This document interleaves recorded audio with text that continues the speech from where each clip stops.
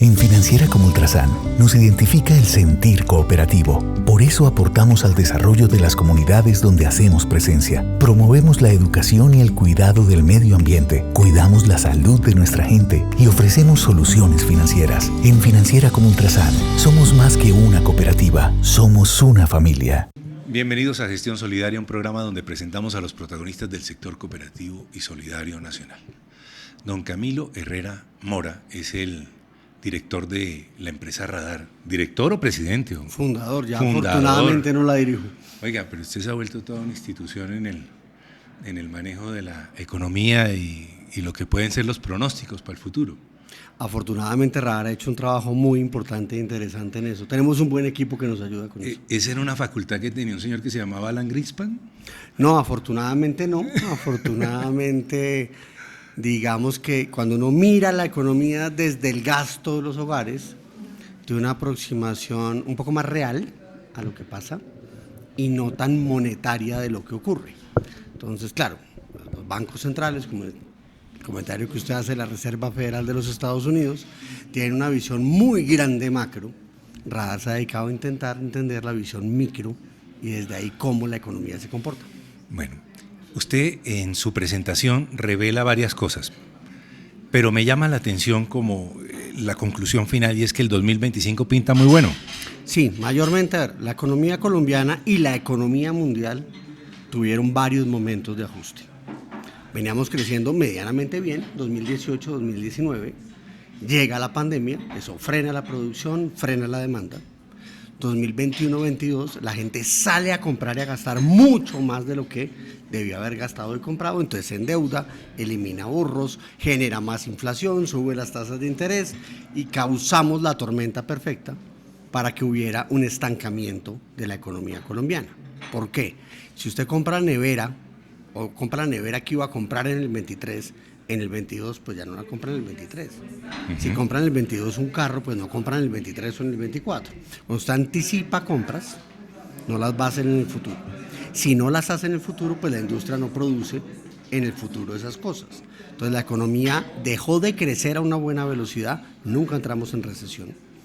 Pasamos de crecer más o menos un 3,5 en el 19, caer un 7% en el 20, crecer un 11% impresionante en el 21, y donde se nos fue la mano fue en el 22, donde la economía creció un 7%, pero Alfredo, el gasto de los hogares creció 9%, la cifra más grande en la historia de Colombia. ¿Y entonces por qué Fenalco vive presentando cada mes una reducción del consumo? Es que ahí lo que hace Fenalco es perfecto. Pues Planteamiento de Cabal y de Rafa España y toda la gente por detrás es: el comercio viene frenado. ¿Por qué viene frenado? La caída del comercio es tan grande como la caída de la pandemia.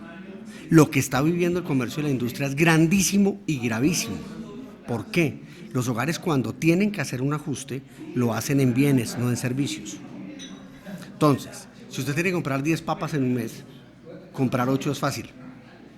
Pero ¿Sí? no puede dejar de no puede pagar dejar de el comprar, colegio. Exacto, el colegio, los servicios públicos, el arriendo, los servicios usted no los ajusta. Entonces el ajuste lo ha sentido el comercio. Y si lo siente el comercio, lo siente la industria. Entonces claramente lo que dice en la ANDI y lo que dice Fenalco tiene todo el sentido. ¿Y reemplazó el cine por Netflix? No, la gente sigue yendo a cine. Ajá. El cine no es un buen sustituto de Netflix. Ajá. Porque el cine no es ir a ver una película. El cine es un plan de familia, es un plan de pareja, es un plan de salir de la casa. En realidad Netflix compite contra las plataformas de televisión, las plataformas de video. Claro, entonces, pero lo estoy sacando del tema. No, pero todo es parte del mismo tema. Todo es parte de la misma. Todo es parte del mismo tema, porque esa caída del comercio y de la industria ya empezó a voltearse. Los datos para agosto, publicados por el DANE, muestran cómo el comercio ya está creciendo al 5% y la industria está decreciendo al 1,4%. Entonces, ¿qué nos dice esto? Ya los carros están vendiendo más carros que el año pasado, eso hace que el comercio se voltee, y vemos como lentamente ya las cifras comienzan a ser positivas. Y vamos a ver un último trimestre de 2024 muy positivo, dándonos pie a un 2025 bueno. Entonces, miren los números. Pasamos de crecer como economía un 0,6 en el 23, poquitico. Muy bajito. 24 vamos a acabar en 1,52. ¿No llega al 1,8 que dice el Banco Mundial? Puede que ¿no? sí. Puede que sí, esos números, esa pelea por el decimal, pues lógicamente un decimal es mucho dinero, pero es muy difícil poder calcularlo. Pasamos de 0.6 a 1.5 o 2 y 2025 vamos a estar entre 2.53. Entonces tenemos viento de cola, la economía colombiana comienza a crecer. Va bien. Que debería crecer más, de acuerdo, debería crecer más. Pero hoy, por ejemplo, la ANDI afirma que se redujo el registro de empresas en un 30%. Sí, esa información fue publicada por el RUNT y por el RUE de Confecámaras. Claramente hay menos registros empresariales en 2024 que en 2023 y en 2023 hubo menos que en 2022. ¿Y por qué se dan todos esos fenómenos? Yo sé que le estoy enmorcillando un montón de temas porque uno dice, bueno, ojalá tuviera una explicación simple para un problema tan complejo, pero si nos lo puede traducir un poquito.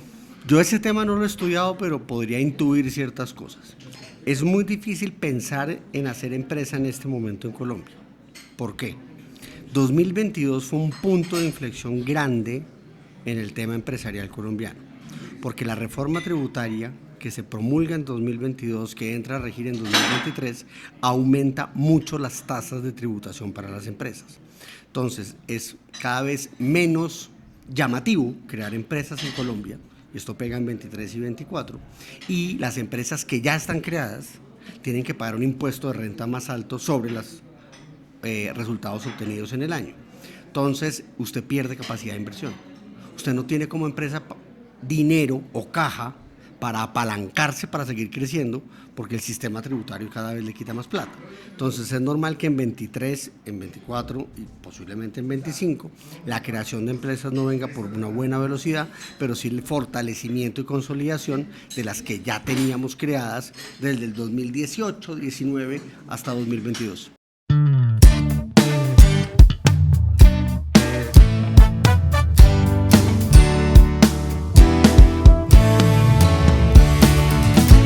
Cooperar, transformar, facilitar, Cotrafa es eso y mucho más. Cotrafa.com.co, vigilado Superintendencia Financiera de Colombia, adscrita a Fogacop.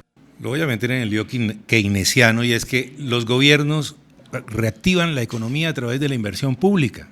¿Es un mecanismo? Pero el recaudo de impuestos está reducido, está contraído, ligeramente contraído. ¿Usted cómo lo ve? Todos los presidentes que llegan al gobierno quieren que el país esté mejor.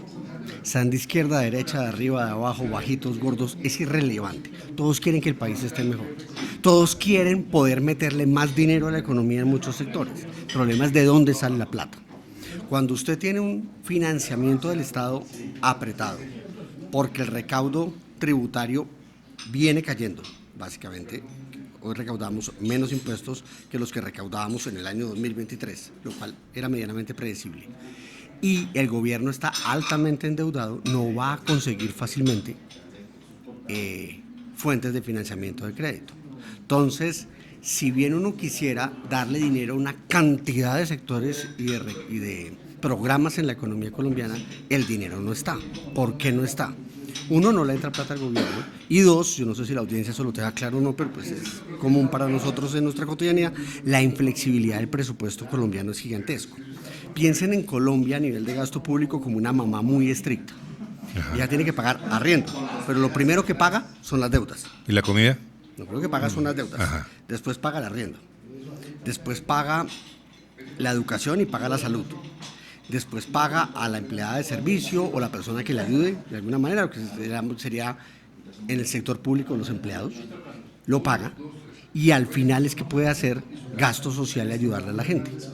Entonces, los presupuestos, tanto nacionales como departamentales como municipales, no tienen una flexibilidad superior al 10% del total del presupuesto. No la tienen, no es más del 10%.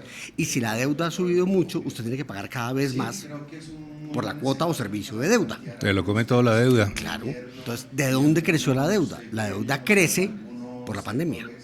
Entonces uno dice, es que Duque fue un presidente malvado que nos endeudó. No, menos mal nos endeudó. No hubiéramos pasado la pandemia si no nos endeuda. Cuando uno mira un fenómeno económico, tiene que intentar irse al momento del fenómeno económico. No creo que haya un presidente en el mundo en 2020 que tuviera claridad absoluta de qué tenía que hacer. Pero no hizo como Biden, que le daba $600 a cada familia americana. Pues el mundo entero se endeudó. Sí, o sea, pero no, la plata no llegó al al constituyente primario, como dicen por ahí, No, sino sí que les llegó. quedó en unos bancos que pedían muchos papeles. Bueno, no sé a nivel crediticio, pero la acción de intervención y de protección de la población en pandemia tuvo 3 juegos grandes. Uno, evitar que el sector financiero se cayera, aunque digamos que estaba lo suficientemente fortalecido y no fue tan grave. 2, que las empresas se cayeran y no pudieran seguir pagando empleados y que se cayera el empleo. Y tercero, ayudar a la población más vulnerable. Ayudar a los bancos es muy fácil, porque usted los llama y los bancos reciben la plata o le prestan plata, eso es fácil. Ayudar a los empresarios no es tan fácil, porque no todos los empresarios son formales. Entonces no todos los empresarios tienen vínculo con el gobierno y ni siquiera el gobierno sabe dónde están. Y cuando usted llega a la gente, hay una cantidad de gente que el gobierno no sabe dónde está. La informalidad en Colombia es tan grande que no hay forma de darle el dinero que alguien necesita, por más que el gobierno lo tenga. No hay cómo entregárselo. Es más del 50%. ¿Cuánto La es? informalidad ahorita es el 54% Uy. a nivel laboral. Claro. A nivel empresarial puede ser más alto y a nivel comercial puede ser más alto. Los visionarios ven en la unión la capacidad de lograrlo todo. Y esa fuerza también la vemos en ti. Y en los más de 260,000 asociados con quienes llevamos 60 años dando el siguiente paso, echando pa'lante sin límites y construyendo juntos ese país que soñamos. Coomeva, 60 años impulsando visionarios. Celebremos en coomeva.com.co. María Mercedes Cuellar decía hace unos días que el país va a terminar analizando en 2 o 3, o de pronto en 5 años, lo que está pasando ahora con la migración. De acuerdo. Habla de casi 2 millones de personas que se han ido. Si la cifra está mal, corríjame. Hay 2 problemas, 2 fuerzas, porque no son problemas, 2 fuerzas mundiales que todos tenemos presente, pero como que la hemos pensado muy poco. El envejecimiento y la migración. Las poblaciones se envejecen y cambian las dinámicas de la economía profundamente. Y la migración hace que los tamaños poblacionales cambien, porque crezcan o decrezcan, A o B, y las edades también cambian. Entonces, en Colombia, en los últimos 2 años han salido cerca de 850,000 personas, según datos netos de Migración Colombia, pero en los últimos 6 años recibimos más de 3 millones de venezolanos. Entonces, el tamaño poblacional de Colombia creció mucho más de lo que tenía que crecer. No se alcanza a compensar, pero la gente que salió de Colombia tiene un nivel de ingreso y escolaridad alto. Entonces, perdimos capital humano, vamos a ver si esas personas vuelven o no, eso no, pues es difícil especularlo ahorita, pero ¿eso qué está generando? Un aumento en las remesas. Las remesas eran por el orden de 800 millones de dólares mensuales. Hoy ya siempre superamos los 1.000 millones de dólares mensuales en remesas. Ya las remesas son el segundo renglón de ingresos de divisas en el país. En el país. Entonces, lo que dice María Mercedes es absolutamente claro. El tema de migración va a ser un agente transformador de la economía colombiana, sobre todo en ciertas regiones del país. Tengo como 3 temas más y de pronto los estoy atravesando. ¿Cómo ve el convenio ese con los bancos de los 50 billones de pesos? ¿Y cómo ve el sector solidario ahí metido de ladito en la posibilidad de irrigar recursos a las regiones? Yo no soy experto financiero del sector financiero, pero pues hay cosas que uno sí puede entender y anticipar. La banca siempre ha estado dispuesta a irrigar crédito, pero existen unas regulaciones que hacen que la banca no pueda ser tan rápida, ni digámoslo así, tan eficiente como quisiera. La tasa de usura es uno de esos elementos. Para nosotros los colombianos la tasa de usura es una cosa común, normal, todos hemos visto la tasa de usura. El súper la quiere quitar, pero gracias a Dios existe. Solo 5 países del mundo tienen tasa de usura. Pero es que se acuerda de esas tasas de 60% en la época Pero es de que Turbay. las tasas, sí, no me acuerdo porque no eran así, Era muy chiquito. pero las tasas altas lo que hacen es reflejar el riesgo. También acordémonos que era una inflación alta en ese momento. Claro. Digamos, la inflación crece mucho en Colombia después de la entrada del sistema UPAC y la indexación de la inflación a los sistemas de interés, pero ese es un tema de historia económica que no vamos a solucionar acá. Entonces, no solo hay un tema de usura que no permite darle crédito a todo el mundo, sino que la regulación financiera que hoy tenemos le dice a usted que usted no le puede dar crédito a todo el mundo. Por más que los bancos quieran, hay unas circulares y unas regulaciones por parte de la Superintendencia Financiera que no permiten que las cosas pasen tan fácil. Entonces, más allá de los 50 billones, que se me hace un gran financiamiento por parte del gobierno, o redireccionamiento del sector financiero, hay que revisar con mucho detalle la normatividad que tenemos para entregar créditos. En la medida en que eso lo mejoremos, las cosas se van a mejorar. Entonces, hay paso al sector solidario. El sector solidario es el llamado a transformar el sector financiero en Colombia. Tiene las tasas más bajas, tiene un nivel de penetración en niveles de ingresos bajos en Colombia muy alto y muy importante, pero tiene barreras no legales en donde no han podido o querido, imagino que cada caso es distinto, ser más eficientes. Entonces no tienen la cobertura en oficinas que podrían tener, no la tienen.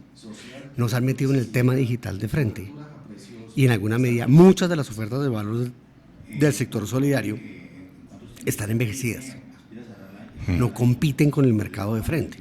Entonces uno como analista, como padre de familia, como consumidor dice, no, el sector solidario es muy chiquito. Ok, usted lo coge y lo mira, es chiquito, válido, pero las tasas de interés son totalmente distintas al sector comercial. Es decir, ¿yo por qué no tengo un crédito en el sector solidario? Porque nadie me ha hecho a mí nunca nada.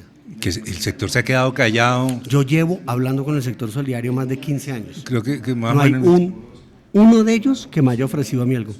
Nada. No hay uno.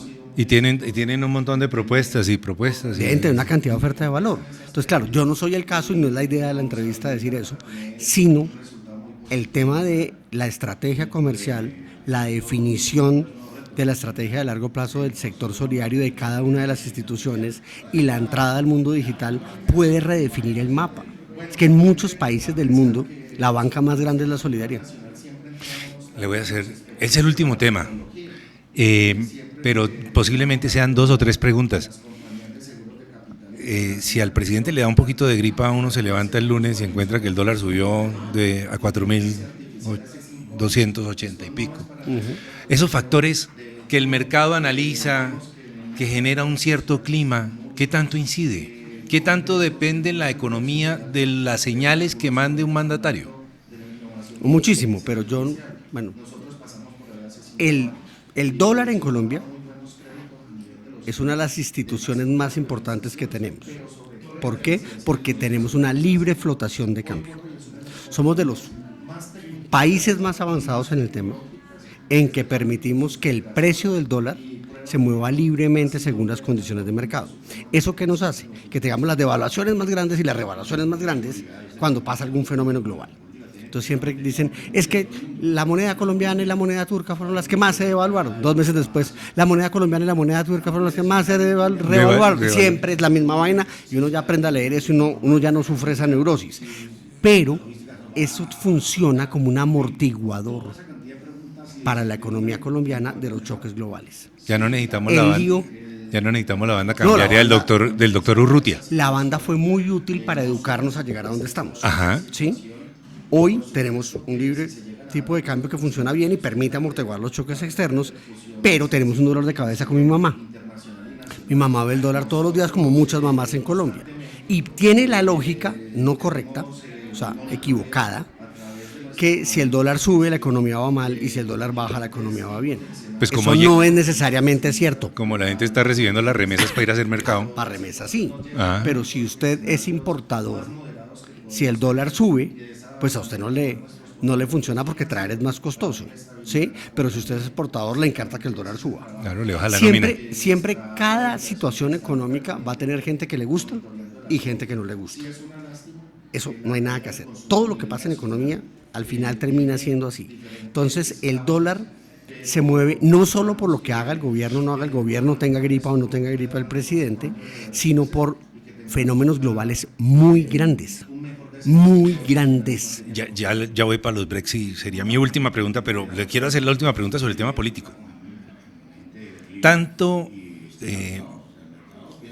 polarización en el tema político está frenando inversiones internacionales, por ejemplo. Vuelvo a hacer la misma pregunta, pero ahora hablando sobre la inversión.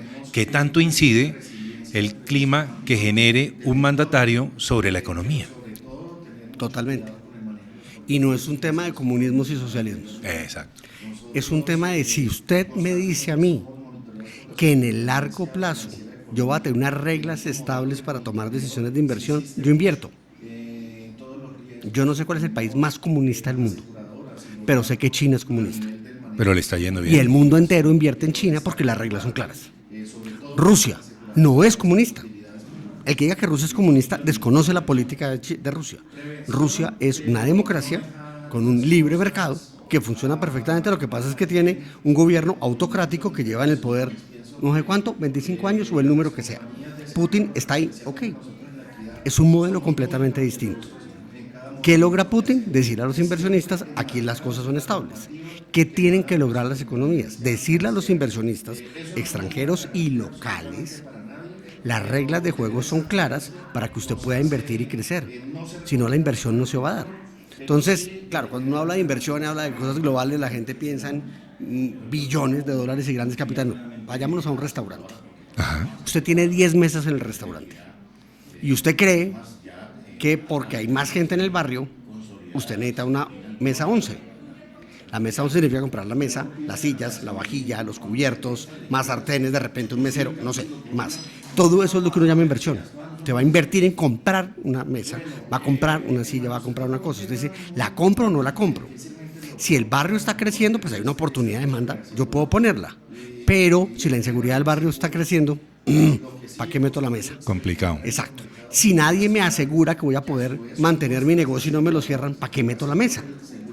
Entonces, el gobierno, sin importar el color, ni el pensamiento político, lo que debe dar es el mayor grado de certidumbre para que los empresarios tomen decisiones. Ahí es donde la inversión crece. Por eso, yéndonos a la historia de Colombia, uno de los grandes mensajes del gobierno de Álvaro Uribe Vélez era confianza inversionista. Mantengamos el barrio tranquilo. Confianza inversionista. Y lo repetía, y lo repetía, y lo repetía. Porque la gente cuando tiene un escenario claro para actuar, actúa.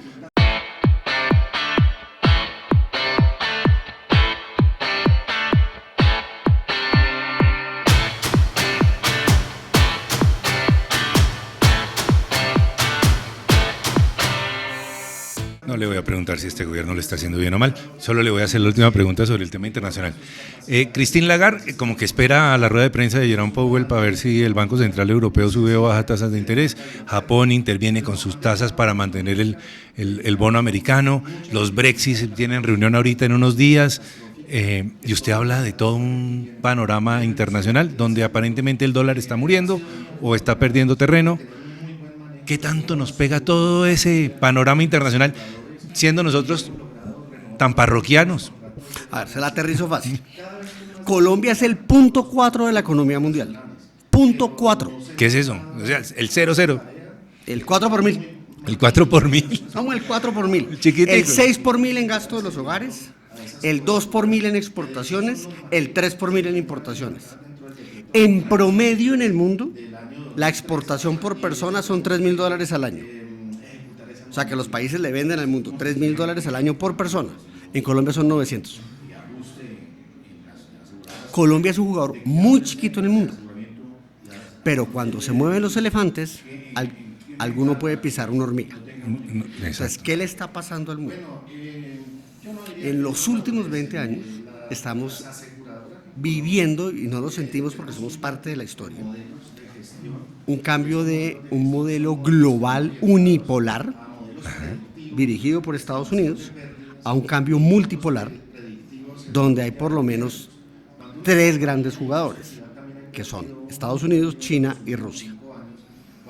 Que Rusia económicamente no es tan fuerte para jugar, de acuerdo, pero política y militarmente lo es, válido. China es básicamente un dragón que se despertó que estaba dormido. Y Estados Unidos ha perdido mucho de la hegemonía que tenía del siglo XX. O sea, el siglo XX fue de Estados Unidos, ¿cierto? El siglo XXI seguramente va a ser de China. Esa transición en la que estamos causa tensiones. Entonces, cuando uno le quita todas las pasiones políticas, cuando Ucrania dice, yo me quiero meter en la OTAN, Rusia dice, no. ¿Por qué? Porque me va a poner la OTAN en la frontera de Rusia. Está ahí a 20 kilómetros. Me va a poner la frontera. Claro. Entonces, no. Entonces, hace un fenómeno, hace una guerra, lo que usted quiera plantear sobre eso. Entonces, En ese contexto pasan al tiempo cosas rarísimas. Europa se llena de musulmanes. El DANE alemán hace 20 años